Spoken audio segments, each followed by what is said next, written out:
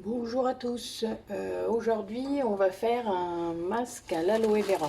Donc je rajouterai pour une fois un petit peu d'huile essentielle parce qu'il y en a des intéressantes pour les cheveux. Donc voilà, donc c'est un masque pour les cheveux. Voilà, parce que ça pourrait être un masque pour le visage, pour le corps, tout ce qu'on veut finalement. Mais non, là c'est pour les cheveux. Donc un petit clin d'œil à Mathilde puisque c'est son préféré. Voilà, elle aura la recette secrète comme ça. Hop, alors.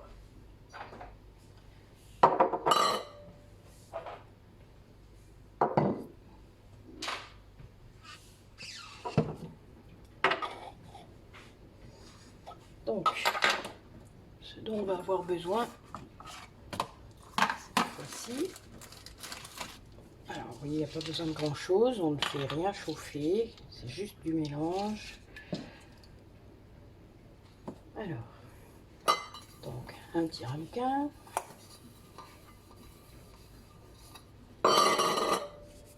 Une spatule.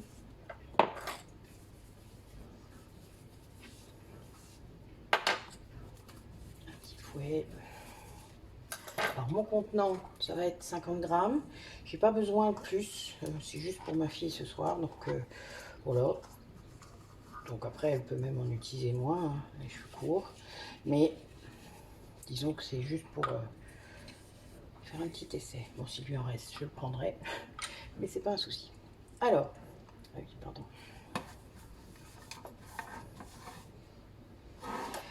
Donc, notre masque à l'aloe vera, comme son nom l'indique, est fait à base d'aloe vera. Mon pot habituel. Et d'huile de ricin. Alors, moi, d'habitude, je l'achète en 1 litre hein, chez Naissance. Mais là, il m'en restait, on m'en a offert. Donc, voilà, j'utilise celle qui me reste pour la finir, voilà, justement. Puis récupérer le contenant. Donc, d'habitude, je fais, sur toutes les recettes que vous allez trouver moitié huile de ricin, moitié aloe vera. Bon, j'ai testé, je trouve que c'est très très gras, l'huile de ricin, regardez, c'est très très... voilà, c'est très dense, très... Voilà, c'est une huile très lourde et qui est très difficile à rincer.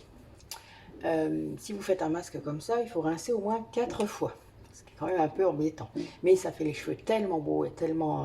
enfin voilà, tout type de cheveux, même les cheveux de type un peu crépus, enfin voilà, fort sec, enfin ça fait des magnifiques cheveux. Donc voilà, il y a un prix, mais il faut rincer. Donc moi j'ai essayé 2 tiers, 1 tiers, donc 1 tiers de ricin, 2 tiers d'aloe vera.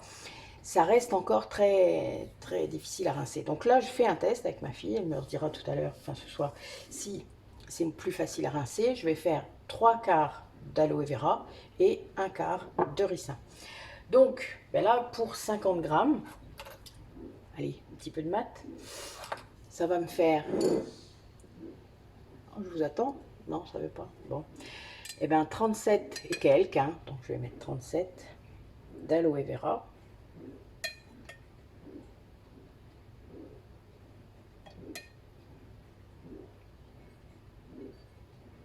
Voilà, j'ai mis 38. Vous voyez, c'est pas grave, grave.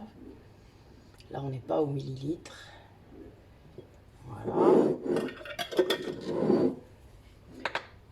Et 12 de ricin. Donc là, je vais aller jusqu'à 50. Donc vous voyez, je ne sais pas si vous voyez comment ça coule, mais c'est...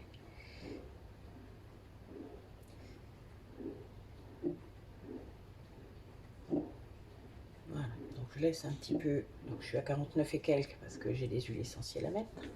Alors, là pour cette fois, j'ai décidé de mettre de l'huile essentielle d'ylang-ylang. J'ai fait quelques recherches il y a quelques temps sur justement tout ce qu'on pouvait utiliser pour les cheveux. Donc l'huile de ricin, c'est très bon pour épaissir les cheveux. C'est un conditionneur naturel, ce qui veut dire que vous allez avoir la fibre qui va être toute douce. Enfin, vous voyez, il n'y a pas besoin de démêlants, de choses comme ça. Vous n'êtes plus embêté avec les nœuds. Enfin, vous voyez, voilà, c'est ça. Ça stimule la pousse aussi. Et donc l'huile essentielle que je vais utiliser, ça va être celle d'Ylang Ylang, qui tonifie, embellit les cheveux, qui les rend brillants, toniques, qui régénère la peau, hein, donc de votre cuir chevelu, qui est antioxydant, purifiante et régulatrice. Donc c'est vraiment l'huile essentielle idéale pour les cheveux. Donc j'en mets souvent dans mes savons, moi. Je fais des savons cheveux, enfin pour shampoing en fait, pour les cheveux secs et les cheveux gras. Et du coup, à chaque fois, j'ai une recette un peu différente. Et je vais rajouter de l'huile essentielle de baie Saint-Thomas. Donc celle-là, elle est un peu particulière. Je ne l'utilise que pour ça d'ailleurs. Ça limite les pellicules, ça soulage les démangeaisons, ça aide à la repousse du cheveu et c'est un fortifiant pour le cheveu. Donc vous voyez, c'est vraiment nickel. Donc utiliser un masque pour ça, c'est bien parce que en plus elles sont pas, il n'y a pas, enfin ma fille a 14 ans, donc plus de 6 ans, les enfants, hein, pas de femme enceinte, pas de femme allaitante. Enfin voilà, tout ça, vous faites attention, pas enceinte de moins, enfin voilà, pas enceinte quoi. Point barre, cherchez pas. Il y a certaines huiles essentielles où c'est moins de 3 mois, mais là, ça sera pas enceinte, pas allaitante. On va éviter également les personnes qui auraient eu un cancer hormonodépendant, donc utérus, ovaire, col, enfin voilà, même les hommes, hein, donc prostate, etc. On va éviter ça pour ne pas, parce que certaines huiles essentielles sont vraiment très compliquées avec les hormones.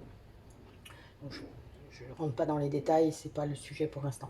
Mais bon voilà, donc on va mettre ça. Donc je vais en mettre à peu près 10 gouttes de chaque. Alors, il faut savoir que pour faire 1 millilitre, il faut 35 gouttes, 40 gouttes à peu près. Hein, ça dépend de l'huile essentielle, mais on est vraiment là-dedans. Donc, ben, vous comptez, hein, 10 gouttes, c'est un tiers de millilitre. Voilà. C'est vous qui voyez. On est vraiment loin du 4, 5, 6, 7, 8, 9, 10. Et la baie Saint-Thomas, pareil, je mets 10 gouttes aussi. Voilà.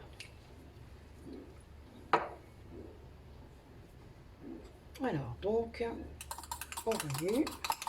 Vous voyez, ça va prendre une couleur blanche. On remue bien. Alors, l'avantage de l'aloe vera, c'est qu'il se mélange très bien avec les huiles. Et donc, ce n'est pas fissible. Vous savez, c'est quand c'est une émulsion, mais qui tient. Contrairement à parfois, si vous mettez un hydrolat, hein, donc moi je fais une crème comme ça, je vous mettrai la recette, l'un de ces quatre. Une crème pour les mains, pour le corps. Donc avec un hydrolat et une huile, comme vous feriez une mayonnaise, eh ben, elle est fissible, ce qui veut dire qu'il faut la secouer. Je ne sais pas si vous avez vu la vidéo sur la crème à l'aloe vera, ben, il faut secouer à chaque fois, hein, puisque j'ai mis de l'huile à l'aloe vera. Mais là, celui-là, il n'est pas fissible, vous voyez, il reste comme ça. Ce qui est bien, parce que du coup, bon après, moi je fais souvent le masque quand j'en ai besoin, c'est-à-dire quand il va être utilisé. Après, c'est pas trop, je mets pas de conservateur, parce que généralement il est utilisé dans les quelques jours qui suivent. S'il faut, je le laisse au frigo, mais il n'y a vraiment pas d'utilité. C'est... Voilà.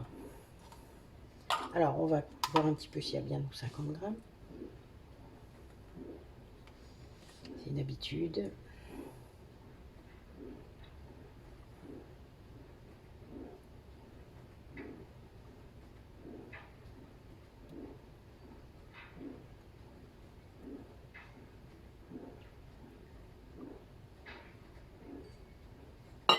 Voilà. Il y a bien nos 50 grammes. Pile poil. Voilà, voilà.